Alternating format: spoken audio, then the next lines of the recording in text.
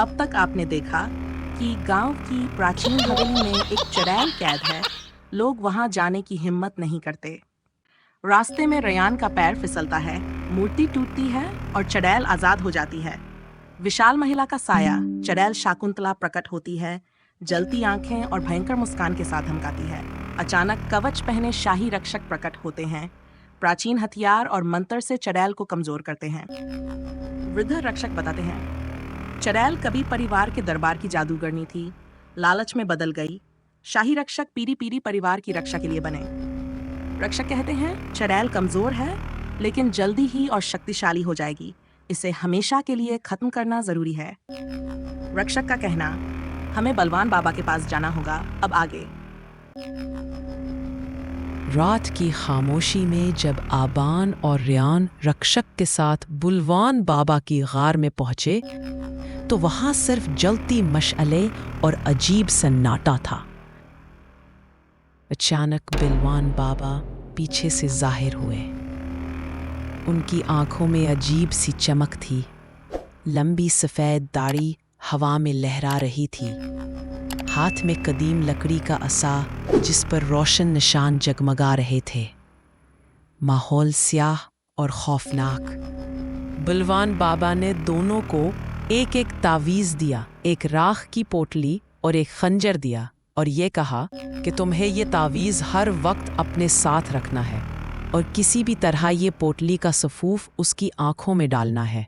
उसके बाद उसे कुछ देर के लिए नज़र नहीं आएगा। बस उसी वक्त तुमने ये खंजर उसके सीने में घूंप देना है। याद रहे, दूसरा मौका नहीं मिलेगा। बुलवान बाबा ने मुख्तसर अल्फाज में खबरदार किया, चुड़ैल ताकतवर है, लेकिन अगर तुम डर गए तो सब कुछ ख़त्म हो जाएगा।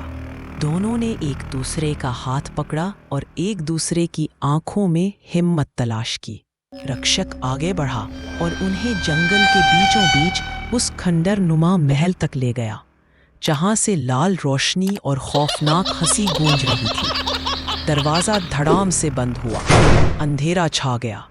अचानक चुड़ैल नमूदार हुई। उसकी आंखें शौलों की तरह जल रही थी और बाल हवा में नाग की तरह लहरा रहे थे।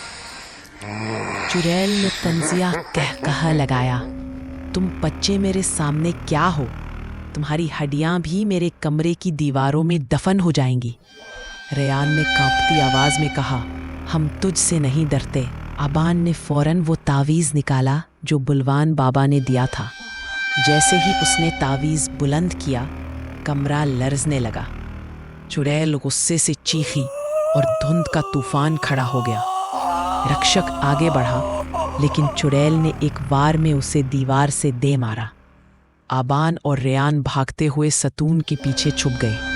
आबान ने हिम्मत जटाकर कहा, रेयान, ये वक्त डरने का नहीं, अब बस हमें एक साथ लड़ना होगा। दोनों भाई तावीज़ को साथ मिलकर बुलंद करते हैं। अचानक रोशनी का एक दायरा फैलता है। चुड़ैल उस दायरे में फंस जाती है। चुड़ैल की आवाज़ कानों को चीरती है, नहीं, ये मुमकिन नहीं। रोशनी बढ़ती है। चुड़ैल की शक्ल बिगड़ने लगती है। उसके पर जलते हैं और आखिरकार वे चीख के साथ धुएं में गायब हो जाती है। सन्नाटा छा गया। रेयान ने धड़कते दिल के साथ आबान की तरफ देखा और कहा, क्या हम जीत गए? रक्षक जख्मी हालत में उठा और बोला, ये तो आगाज था, असल जंग अभी बाकी है। अगर उसको पूरी तरह मारना है तो उसकी रूह को मारना होगा, जो एक खंडर नुमा सुरंग में है। जब तक वो नहीं मरती, वो जिंदा रहेगी। ये सुनकर आबान और रेयान के जिस्म में सर्द लहर दौड़ गई। फिर वो जंगल के अंधेरे रास्ते से गुजरते हुए उस खंडर नमा सुरंग में पहुंचे। अंदर लाल धुंध फैली और चुड़ैल दोबारा नमूदार हुई। आबान और रेयान ने एक दूसरे के हाथ पकड़े।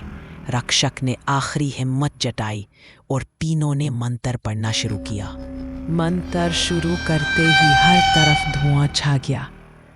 चुड़ैल को जैसे किसी ने जकड़ लिया हो। वो चीखने लगी। आबान और रेयान को बलवंत बाबा की बात याद आई कि ये तुम्हारा आखिरी मौका होगा।